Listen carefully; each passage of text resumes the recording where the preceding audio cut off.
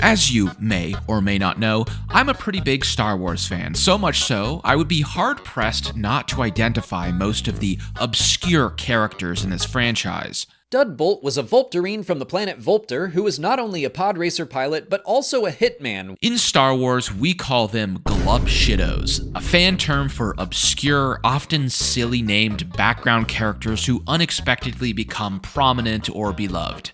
Today, I drafted 8 of my favorite Glups and put them into a PowerPoint, each fully loaded up with challenge ideas, builds, and restrictions, and we're gonna spin a wheel and see which one we get. Which you already know because you've seen the title. But if this video hits 20,000 likes, I'll spin it again for another episode. Ben Quadinaros, baby. Could it have been a more perfect choice? I don't think so. This dude right here is the godfather of the Glups. Ben Solo? Who's that? Ben Kenobi? Never heard of him. Ben Quadinaros? That's my goat right there. That's why he's the GOAT!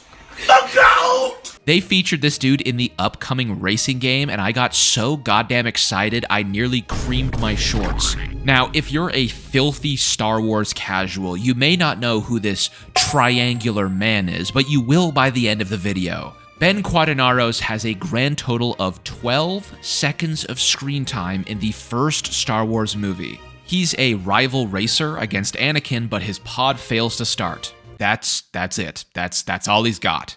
Ooh, there goes Quadinaros power coupling. So, let's take a look at Ben and see what kind of challenge he would pose to play as in my favorite RPG. I had to dive so deep into the Ben Quadinaros lore for this video. Comics, posters, old-ass action figures. There's probably very few people on planet Earth who know more about this guy than me, but soon you'll be a part of that group too.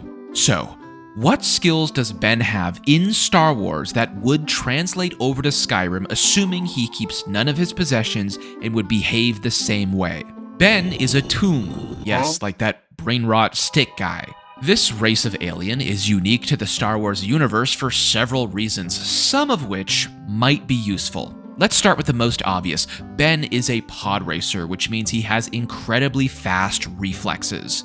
In the first movie, it's clearly stated Anakin is an exception and one of the only humans to ever pod race, likely due to his force-sensitive abilities. So, logically, we can assume Ben is quite a bit faster reflex-wise than most enemies you can find in Skyrim. Ben will start the game with and be permitted to use the slow time shout as much as he wishes against humanoid enemies. No machines, no animals, no dragons. See those plunger-looking things on his head? Those are antennas. Those are used to detect vibrations, smells, etc. Closest translation for that would be the Detect Life spell, but I couldn't find a way in the console to make the spell free, which it should be. So I'm just going to give him the Gray Cowl of Nocturnal at the very start. This has Detect Life built in, but only against living enemies, which kind of fits perfectly for the antenna. It also makes the guards want to punch you in the face, and you know what? Fair enough. On that note, light armor is also permitted. He's clearly used to whatever you want to call this outfit, which I assume is some kind of leather that motorcycle riders would wear in real life to help prevent injury. Ben has an Otoga 222 droid. We know this from the movie and his corresponding action figure. I really had to think hard about how to translate this one into Skyrim. Droids are expensive and not necessarily durable. A pit droid in Star Wars lore costs about 250 credits. The only source I found for the Otoga is from the tabletop game. Its price is 550.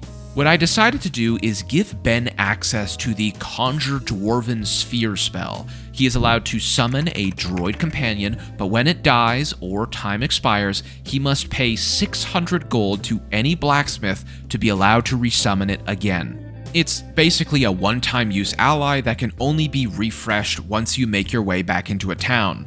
On top of this, the Otoga droid's primary function is mechanical repairs and construction. It has some combat abilities as we see from the tabletop game, but we're just going to say that Ben has access to smithing while this droid is around. He can level smithing as much as he wants, he just has to fork over some gold before upgrading or crafting. Finally, the big one, weapons.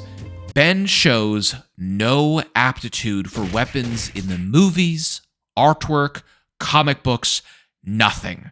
I was very scared I was going to be punching people just like he did to his pod after it broke down.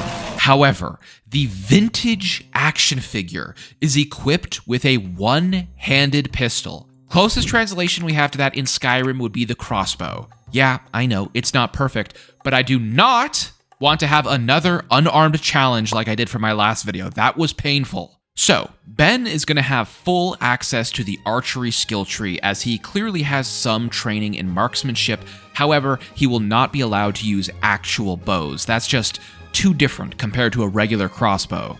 Most importantly, we're LARPing as the Quad here, so we can only do quests that he would actually do if he was dropped into Skyrim. Obviously, the main quest is exempt from this, we have to do that, but all side content needs to be stuff he would actually do, which leads to a really unique approach, along with interesting DLC dungeons and quests. And there we have it, Ben Quadinaros in Skyrim. Light armor, smithing, archery, a droid companion, and the ability to detect living enemies through walls. It's not the worst build I've ever done for one of these challenges, but it's certainly not the best, especially with zero magic capabilities. We are, of course, going to be playing on the hardest difficulty possible, and our goal is to defeat Alduin, role-playing as Ben motherfucking Quadinaros. As far as race goes, I think High Elf is the clear winner. Not many other options for that yellow-green skin and a long, lanky body. Unfortunately, there isn't a single racial passive of the High Elf we can benefit from, but I think I got the face pretty close. Ben is anything but an Imperial sympathizer, literally, so Stormcloaks are the no-brainer decision here. Although Ben definitely wouldn't go out of his way to help the rebels, he would just prefer to side with them over a governing body. For now, we're punching our way out until we find a crossbow, so the slow time shout comes in clutch. After suplexing a few enemies, realizing I have no idea in the Star Wars lore if Ben can lockpick, so I can't open this door, and popping out of the cave, we make our way to Riverwood and dump my inventory for some cash. Right now, we've got a few things on the to-do list. 1, we need a weapon. Crossbows and bolts are sold in Solitude, so we might need to make our way over there sooner than later. 2, I have to keep my eye out for quests that Ben would do in Star Wars lore. For example, in the LEGO series, he leads a family to their doom after gaining their trust while he's being pressured by a powerful entity. That's actually real, by the way. I did not make that up. And it also sounds like the Boethia Danger quest, but that's at level 30, and there's a couple other gems I have planned out for this run. Finally, we need money to get our droid companion. If you're curious, this spell is actually in vanilla Skyrim, but is an unobtainable spell you have to cheat in. It's free, which is fantastic for us. Downside is it can't be upgraded through the perk tree. So it's basically at its peak power right now, and it only lasts for 60 seconds. Not great, but it's something. So, what's a fella like Ben gonna do when he needs work? Well, head to the capital and make a stop in the cantina, of course. Closest comparable here in Skyrim would be the Winking Skeever in Solitude, where Ben picks around looking for work. Unlike Tyler, the nicest person ever in my last challenge, Ben is up to take on some less than legal ventures. He's not necessarily an evil person, just a realist. Gotta pay for that droid somehow, right? We find a shady individual in the tavern who asks us to sabotage a nearby lighthouse so we can plunder the crashed Imperial ship. That sounds just like the kind of ethically ambiguous thing Ben would be up for. Before we head out, though, we need a weapon. We're not even close to being able to afford the cheapest crossbow from the vendor, but there's a nice, juicy one on display. We just wait for the shopkeep to turn his back and yoink the glass crossbow. Quite a powerful weapon to start out with. On the way to turn off the lighthouse, we're stopped by some Imperial Stormtrooper dogs who beat the bricks off of Ben in a single swing. Oh my god. I think that guy just executed me from basically full health. Legendary difficulty is no joke, especially for a toon as frail as us. We make our way to the lighthouse, put out the fire, report in to our criminal friend, and head to the boat to get our plunder. Who would have guessed these dirty scoundrels would turn on us? Luckily, this crossbow is just insane, even with barely any perks, and I'm able to take care of most of the Cretan on this ship. Now, before you start typing in the comments, I'm allowed to sneak, okay? There's no indication in the lore that Ben is bad at sneaking around. In fact, his antenna likely helped tremendously to do so. This dude right here is a fringe pod racer from the Outer Rim, constantly associated with underworld activities. No shot, he doesn't know how to yoink an item or two or sneak around. But, to be fair, there's no explicit proof he can. That's why I think it's fair to say he can use these skills in their rudimentary forms, but can't improve upon them. Just like alchemy. Yeah, he couldn't craft potions from scratch, but you're telling me this dude doesn't know how to open his mouth and swallow magic liquid gushing down his throat? Okay, my bad, bro. I got a little carried away there. Anyway, time to fuck up the lizard piece of shit who dared to cross Ben Quadinaros. The crossbow we borrowed is just insane this early. These guys are going down like butter on Legendary. Well, for the moment. What? No! Oh, I'm fucking dead, dude. Do a lot of damage for Legendary, though, I will be honest. Damn it. No, he moved at the last goddamn... Yes! Another bullet. Steel bolt. Thank God. After several deaths, we're finally able to take down the goddamn reptile piece of shit Argonian who fuck. Sorry. Not often I roleplay as an Altmer, something just comes over me. We also get some pretty juiced loot here, which allows us to finally afford our Otoga droid companion. The best method I found after zero thought was to just buy 600 gold worth of items from the blacksmith, then drop them on the floor. Now I can summon the Otoga, and I will make sure to tell you when I use it and when I buy it again. Now that we have our droid, I'm feeling like I can take on a slightly harder challenge. In the cantina, the barkeep told us about some bandits, but I don't think Ben would go after Tusken Raiders or something if there was a bounty for that. So we're gonna look for some other work, preferably in a place with less imperial presence, a less restricted world. You knew it, I knew it. Welcome to Riften, baby. Now, to be honest, I don't think Ben would join the Thieves Guild. He's not a thief, and although he has some criminal affiliation through the Hutt cartels, he's mainly an entertainer for the group in power, if that's what you want to call it. Yeah, I'm sure he gets his grubby antennas dirty with criminal activity here and there, but it's not like he's a straight-up thief or murderer. For that reason, we're going to stay away from the guild, and the first thing Ben would likely want to do is check in with the illustrious leader of Riften.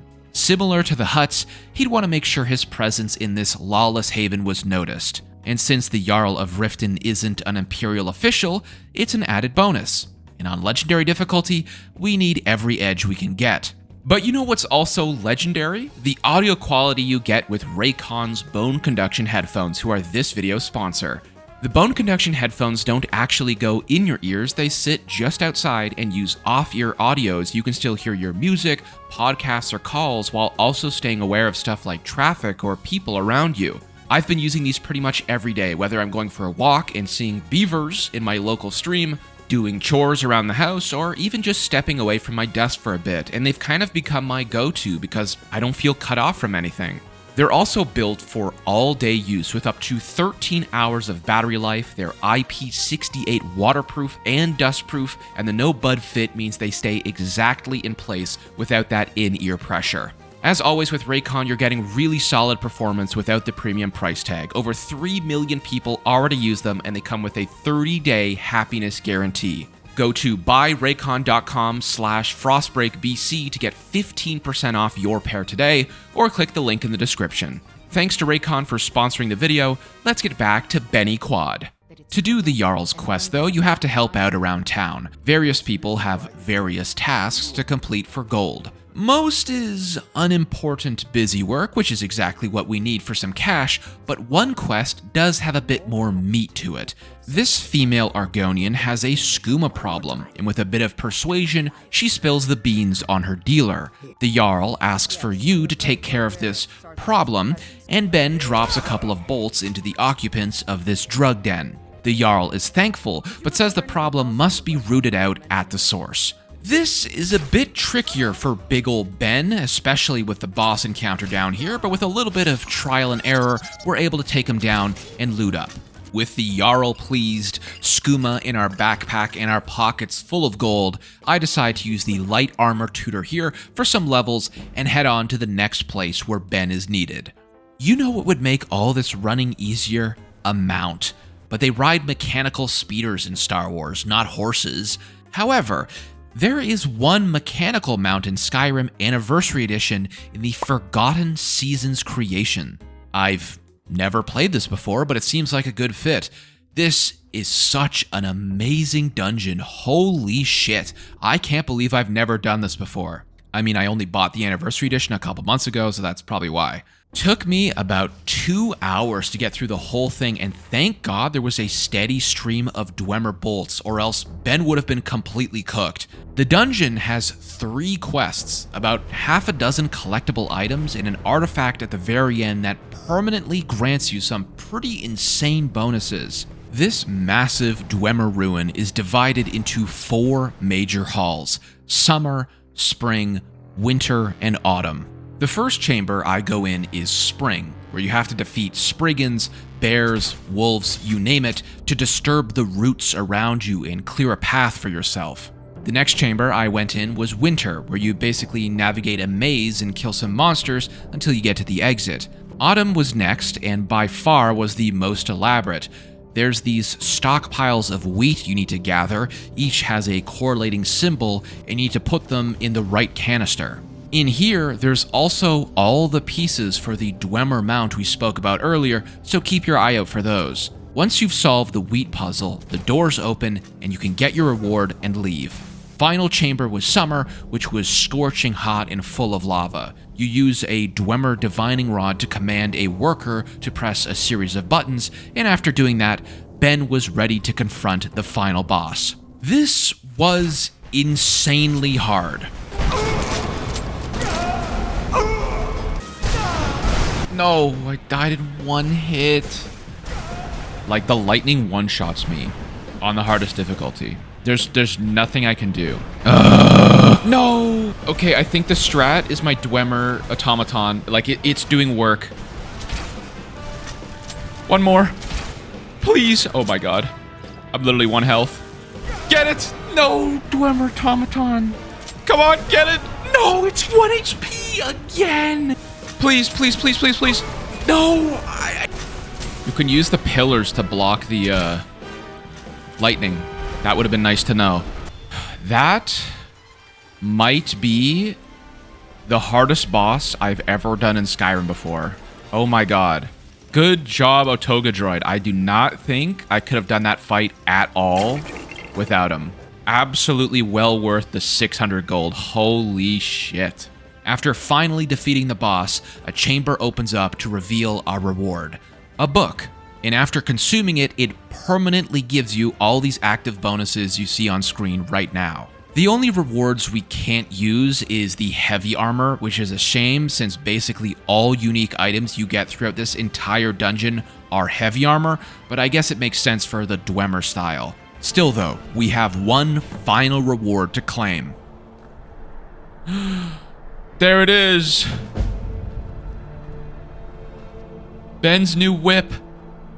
A dwarven horse. I've never got this before. That's pretty cool. That was a really, really good dungeon, actually. Like, that is by far one of the best quality dungeons in Skyrim ever. But, of course, it's like a modded thing. Still, it took me about 2 hours to get through the whole thing. After this dungeon, we're about 6 hours deep into Ben, and we're level 12. To give you a quick overview of our progress, let's take a look at Ben's character sheet. If you're interested in my mod list, I have it pinned in my Discord. Please don't ask me, what's this mod? What's that mod? Because all that information is available there. I will tell you I'm playing with Adamant, which is a perk overhaul. It fleshes out the trees a little and makes them a bit more impactful. As we clarified from the start, I'm only allowed to improve smithing, light armor, and archery. All my other skills are capped and cannot improve. Like you can see, despite me sneaking all the time, my sneak has not improved at all. Basically, the Exodia combo is to get the first perk in the archery tree for 50% more damage, double Eagle Eye for 20% crit chance, Power Shot for 50% stagger, Grim Focus for 5 times total crit damage, and finally Lethal Shot, which doubles our crit chance and crit damage on targets below half health. This means if our regular attack does 100 damage and the target is below half health, we have a 40% chance to do 1000 damage. At this point, we're not really close to the combo. I still need another 6 or 7 levels at least. Outside of Whiterun, we also get a letter from a Jarl acknowledging Ben's legendary deeds, and it's only proper for us to make an introduction after all. On the way to Falkreath, we're stopped by Dawnguard Boy. There's no shot Ben would ever have the fortitude to take on vampires, however, he's not against scooping up some free ammo. The Jarl wants us to kill a dude to advance up his court. We do that with our overpowered crossbow and have increased our reputation here. With our pockets heavy with currency, our backpack full of loot, I think it's high time, finally, for Ben to take on a dragon. We head over to Whiterun, speak with Jarl Balin, and are told to grab the Dragonstone. With our advanced reflexes, the White Lord poses little to no threat against the quad, and we return to Farengar just in time for a dragon attack. Like the coward he is, Ben hides atop the tower and takes pot shots from a safe distance. If there's one thing this Tung never does, it's put himself in danger to help out other people. With the dragon dead and its soul sucked into my lanky yellow body, Ben is summoned to speak with a bunch of old men who are really good at yelling, according to the Jarl. Before that, we're rewarded for our courageous acts with a slave, with a servant. Well-versed in Huttese politics, Ben knows servants are a very generous gift to receive indeed. The illustrious Jabba the Hutt has many. It would be rude to deny such an offering. With Lydia's help, we make it to High Hrothgar, absorb the old men's secret juice, and make our way to retrieve the Horn of Jurgen Windcaller. I should mention here, we are kind of flush with cash, so before I go any further, I drop another 600 gold at a blacksmith to have my droid repaired and grab some more darts from the Fletcher. You know what happens next. The horn is missing, we meet Delphine, the Greybeards teach us Fus Ro Dah, and we fight another dragon. Look at how much damage Ben is doing here. My crits are starting to look real juicy, but with the dragon dead, it's time for the worst mission in this game, Diplomatic Immunity. This time, however, I'm a little excited. I've never played as a disgusting Thalmor before. I spit on the High Elves, but there is a special interaction in this mission if you are one. I believe if you're able to find Thalmor clothing, you can waltz right into the racist club. This was actually pretty cool. I won't lie, there are several conversations I could engage with I never even knew existed. I've been playing this game for like 10 years. My speech skill was obviously way too low to take full advantage, but still, I was able to just walk right in past the guard and walk my way down to the dungeons. With a few well-placed sneak attacks and my super epic slow-mo reflexes, I was able to take these dudes down without much of a fight, and usually these guys brick my runs on Legendary, but I think Benny just might be too strong at this point. After grabbing the documents we need, executing a troll, and reporting into Delphine, our job is now chase after Esbern, pick him up, and we're off to Alduin's Wall. Not too much to say here besides the fact I blew through almost all my arrows and that I hit the level I needed to finally get the last perk in the archery tree. Exodia critical hits have now been achieved, but I think it's time to spice up the weaponry a little.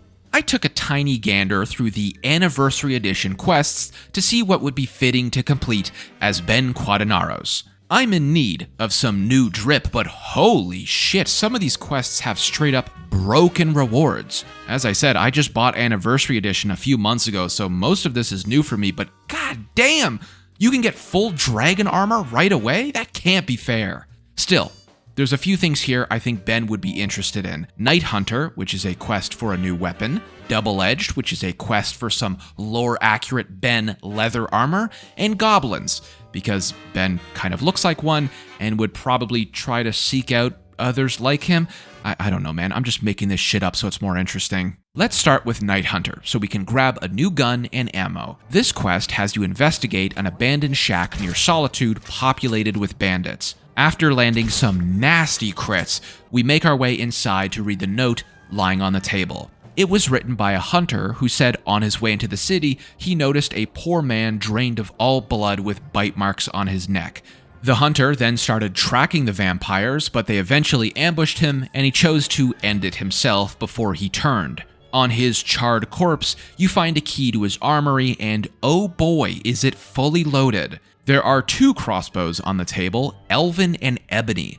Additionally, there are unique enchanted bolts laid out on the table. There's also some pretty great heavy armor and swords, but Benny can't use those, so we gave them to Lydia. After kitting up on our weapons, it's time for some armor. I wanted a cool armor set that wasn't stupidly OP and still fit the pod racer leather Ben wears in the movie, so I decided on this Creation Club quest, Double-Edged. Not much to the story on this one. Basically, you kill a Thalmor or Khajiit, either of which will be equipped with this unique leather armor. The bonuses are okay, and with some training and smithing, I can bring it up a bit more. However, I dumped all my perks into archery and light armor so far, and I might have to improve that later. The last adventure I take Benny on from the Creation Club is the Goblin Quest, where a faction of goblins made their way into Skyrim through a series of underground tunnels from Cyrodiil. They ended up worshipping this blue orc as some kind of god,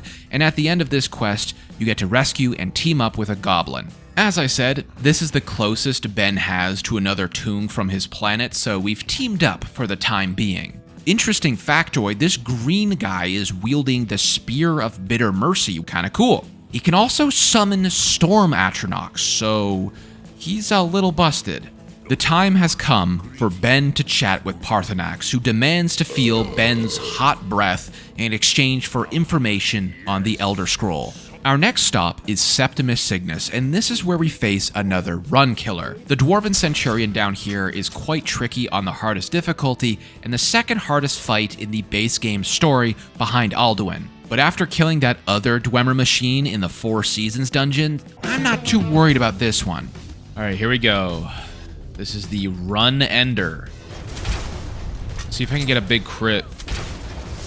Oh my god, Skyrim is so much easier with companions. Did you see that crit? Yeah, I think Benny Boy might have it made out for him with the companions. God.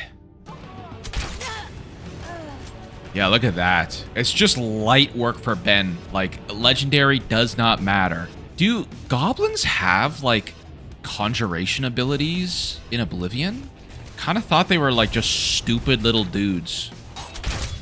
Look at that crit, man. Oh my god. Alduin is going to be a piece of goddamn cake. We transcribe the lexicon, get our webbed tung fingers on the Elder Scroll, and the time has come for the hardest fight in the game. Most challenge runs you'll find on YouTube end after the first battle with Alduin because the fight is considered harder than the second one in Sovngarde. Unfortunately, we do not get off to a good start. Uh-oh. Oh, I got the Alduin approaches bug, man. He just never approaches. Oh my god, is he not gonna approach again? Please, dude. I fucking hate this bug so much, man. Okay, third time's the charm. Alduin approaches. Does Alduin approach, though? Does he? 4 times? 4 times? Why does this? It always happens to me. Love just sitting here and listening to this over and over again.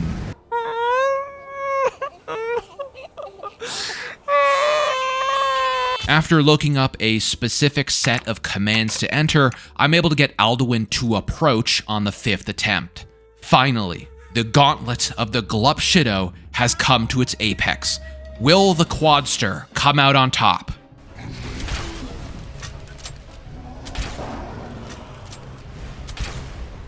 Need a big crit here, big crit. Go, robot, get him. My army, my goblin, my robot, and my Lydia. Dude, I think the Ben Quadinaros build might be OP, man. Like, what am I even doing? There was a crit. That was a big damage.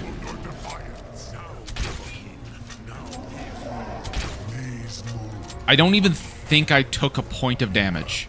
Yeah, I think the Ben Quadinaros slavery army might be the most powerful I've been in one of these stupid challenges. Lore-wise, makes sense. No shot Ben would have been in the front lines, he would have cowered in the back, but goddamn, I just sat there emptying my load on this dude, and he didn't even try and fight back. So, if you dropped Ben Quadinaros in Skyrim butt-ass naked, could he defeat the Dragon Lord Alduin? Yes. Very easily, yes. I think I may have overgeared. I was doing a lot more side content than I normally would for this challenge. Plus, the crossbow creation club item is insanely strong. So is the anniversary edition leather armor I had. So was my goblin companion. And let's not forget about that juicy ass bonus I got from the Four Seasons dungeons. I think the moral of the story here is that some of these anniversary rewards are not balanced. I only bought this DLC pack a couple of months ago, but god damn, it turned little old Ben into an absolute assassin. That being said, thank you so much for watching this video. Leave a comment down below with your favorite Star Wars Glup Shittos, and I'll add the top 3 to the next wheel spin. Hopefully you enjoyed my little Star Wars Day challenge, and a huge shout out to my YouTube members who make these videos possible. Everyone on here gets early access to videos, exclusive content, and many more perks. Special shout out to Metalhead443, Sauce Daddy 86, Designated Medic, and AB for the additional support. I've been Frostbreak, thank you so much for watching, and I hope to see you in the next one.